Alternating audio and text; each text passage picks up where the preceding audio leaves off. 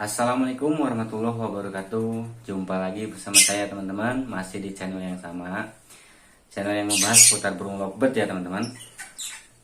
Nah, di video kali ini yang akan saya kumpas tuntas adalah tentang lovebird kepo ya teman-teman.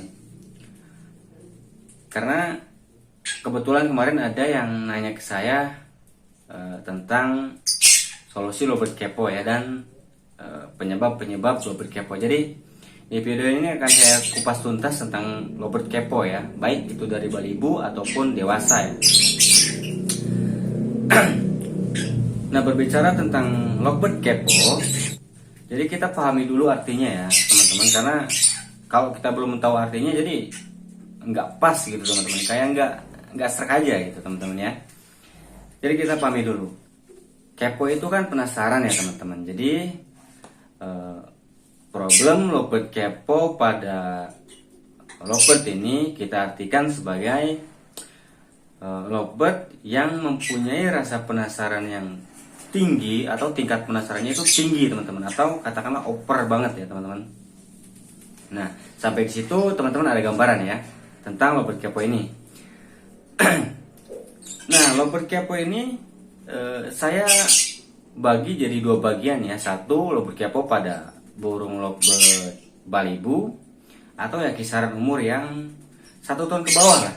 Tapi itu saya katakan wajar karena sering saya temui kasus-kasusnya memang di lovebird yang belum mapan lah, katakanlah lovebird yang belum mapan ya teman-teman. Karena di usia 1 tahun ke bawah itu memang kurang mapan.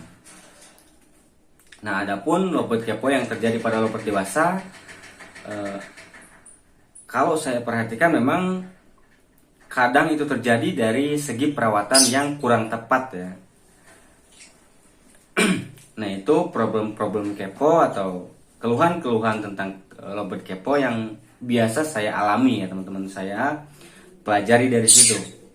Nah, tapi sebelum kita lanjut ke pembahasannya, ke pembahasan yang lebih detail lagi, seperti biasa teman-teman ya, buat teman-teman yang nonton channel ini atau yang belum bergabung dengan channel ini, silahkan bergabung dulu dengan klik tombol subscribe-nya, like, kemudian juga komen ya teman-teman. Nah, buat yang udah subscribe, saya ucapkan terima kasih banyak, karena dengan subscribe teman-teman itu adalah tambahan semangat buat saya untuk terus berkembang di channel ini ya teman-teman, untuk terus mengupas tuntas tentang seputar burung lovebird pokoknya teman-teman ya. Jadi tetap stay di channel ini dan dukung terus channel ini teman-teman dengan subscribe, like, dan komen ya teman-teman. Nah, mari kita lanjut teman-teman. Nah, seperti yang sudah saya bilang tadi, jadi lovebird kepo ini kan ini persepsi saya ya. Saya bagi menjadi dua bagian, yaitu lovebird kepo pada balibu yang kisaran umur 1 tahun ke bawah dan lovebird dewasa ya teman-teman. Adapun penyebabnya, mungkin penyebabnya rata-rata kalau saya perhatikan sama ya, hampir sama. Cuman kalau untuk lovebird balibu, saya katakan cenderung lebih wajar karena memang di usia lovebird balibu seperti itu yang kurang 1 tahun tadi, memang rasa penasarannya itu tinggi teman-teman. Makanya teman-teman yang sedang setting lovebird balibu itu jangan sampai lupa untuk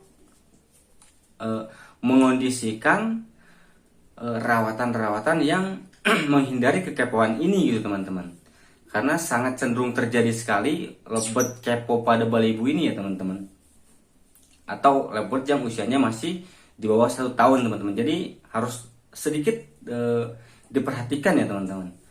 Nah, kalau kita berbicara tentang penyebab, saya rasa penyebabnya sama ya teman-teman. Jadi hampir rata-rata karena memang mau itu balibu maupun itu dewasa, penyebabnya ya satu, karena memang lovebird tersebut jarang diketemuin sama lovebird lain teman-teman, atau teman-teman jarang di track ya sama lovebird lain.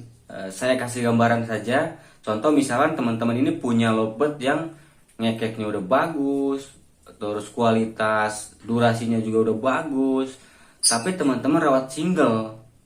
Nah, di single itu teman-teman gak pernah ketemu lovebird lain, gak pernah teman-teman track dengan lovebird lain. Jadi itulah penyebab kenapa lopet itu jadi kepo. Jadi kalau misalkan dia ketemu lopet lain atau dengar suara lopet lain, cenderung kayak lebih ngejar-ngejar, kayak nebok ke bawah sambil ngeruji, atau muter-muter sangkal sambil gigit-gigit ruji.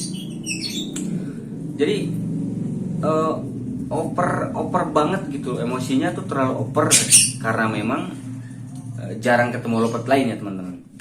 Nah itu kendala di lopet kepo yang saya pahami ya. Yang pertama teman-teman,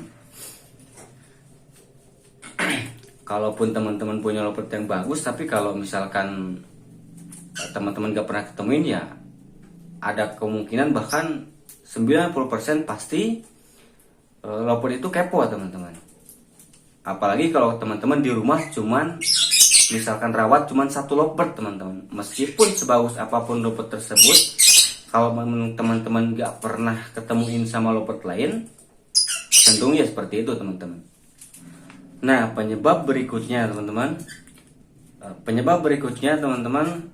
terjadi karena lopet kepo ini bisa terjadi karena terlalu over birahi, terlalu over emosi yang gak kekontrol teman-teman. Nah itu yang penyebab yang saya temuin ya selama ini. Adapun penyebab-penyebab lain mungkin dari rawatan yang kurang tepat teman-teman. Maka dari itu tolong teman-teman perhatikan aja dari rawatannya. Contoh misalkan saya kasih gambaran sedikit ya. Ini juga termasuk solusi ya teman-teman. Jadi teman-teman tuh pakai sistemnya yang single koloni beda sangkar ya teman-teman. Nah sistem rawatan single koloni beda sangkar ini bisa bermanfaat sekali untuk settingan lopet yang bagaimanapun ya teman-teman. Mau single painter, mau untulan. Jadi sistem single koloni beda sangkar ini sangat bermanfaat sekali dan manfaatnya banyak sekali teman-teman. Termasuk salah satunya yaitu tadi menghindari kecenderungan lopet terhadap kekepoan tersebut teman-teman. Menghindari kecenderungan lopet kepo teman-teman. Sangat bermanfaat sekali. Nah adapun solusinya, nah berikut akan saya jelaskan solusi-solusinya ya teman-teman. Yang pertama, solusi pertama ini rawatan yang konsisten ya teman-teman. Itu penting sekali. Nah kemudian yang kedua, teman-teman bisa pakai seperti yang sudah saya bilang tadi ya. Teman-teman bisa pakai rawatan sistem single koloni beda sangkar. Itu sangat bermanfaat sekali ya teman-teman. Selain bisa mengurangi lopet kepo tersebut, juga bisa lebih membuat lopet tersebut itu mapan ya teman-teman. Jadi single koloni ini sangat bermanfaat sekali, banyak manfaatnya dan banyak kegunaannya juga ya teman-teman. Baik untuk settingan apapun ya. Nah itu solusinya ya teman-teman. Jadi saya rekomendasikan buat teman-teman, single koloni beda sangkar ini sangat bagus sekali ya teman-teman.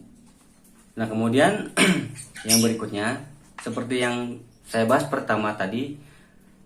Jadi kalau misalkan teman-teman punya lopet yang kualitasnya udah bagus, baik dari itu ngekeknya, durasinya panjang, gayanya bagus, tapi kalau teman-teman jarang ketemuin sama lopet lain atau teman-teman jarang track sama lopet lain, cenderung kekepoannya itu tinggi teman-teman. Makanya sering-seringlah untuk teman-teman ini membuat jadwal track ya. Misalkan seminggu 3 kali atau seminggu 2 kali, ya teman-teman atur aja. Yang penting teman-teman punya jadwal tracknya, dan jadwal tracknya teman-teman harus tepat ya. Jadi jangan dirubah-rubah. Kalau misalkan Senin, kalau misalkan Selasa. Kemudian hari berikutnya misalkan Jumat ya Jumat. Jadi jangan dirubah-rubah selama 1 minggu 2 kali tersebut ya di waktu yang sama juga gitu teman-teman. Jadi teman-teman harus sering-sering mengatur jadwal tracknya. Itu berfungsi sekali untuk mengurangi lopet yang cenderung lebih ke kepo ya teman-teman. Jadi itu solusinya yang bisa saya rekomendasikan buat teman-teman ya. Ya intinya buat teman-teman agar tidak terjadi kesalahan atau kekeliruan dalam memaksimalkan gatsuan kita, perhatikan setiap rawatan-rawatannya teman-teman. Jadi jangan sampai rawatannya dirubah-rubah. Seminggu rawatan seperti ini, terus minggu kedepannya rawatan beda lagi. Jadi konsisten aja dulu, pakai rawatan yang konsisten. Kalau seperti itu ya seperti itu aja dulu, sampai ketemu titik yang teman-teman pengen gitu loh. Karena konsisten itu memang perlu teman-teman, karena semuanya berproses teman-teman. Jadi sabar, konsisten itu sangat perlu teman-teman dalam hal merawat lebat tersebut ya teman-teman. Nah mungkin cukup sekian ya teman-teman pembahasan kita kali ini. Mudah-mudahan apa yang saya bagikan ini bisa bermanfaat buat teman-teman ya. Saya ucapkan terima kasih banyak buat teman-teman semua, baik yang nonton ataupun yang udah bergabung. Mungkin saya cukupkan sekian video kali ini. Assalamualaikum warahmatullahi wabarakatuh.